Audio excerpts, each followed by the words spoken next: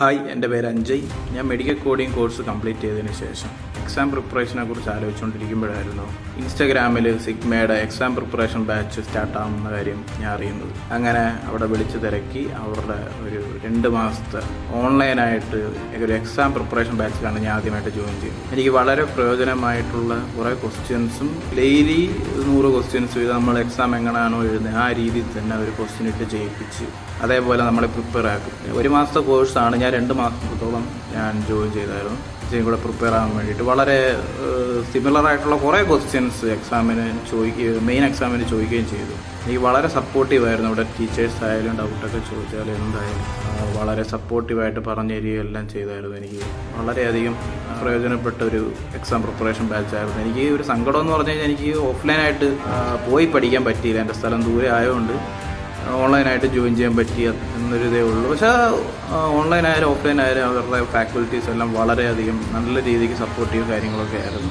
അങ്ങനെ ഞാൻ exam preparation കഴിഞ്ഞതിന് ശേഷം ഉടൻ തന്നെ അടുത്ത സെയിം ഡേറ്റ് എടുക്കുകയും അങ്ങനെ ഞാൻ 76 മാർക്കോടുകൂടി പാസ്സാവുകയും ചെയ്തു CPC exam. All the thanks sigma and sigma faculty teachers. Thank you.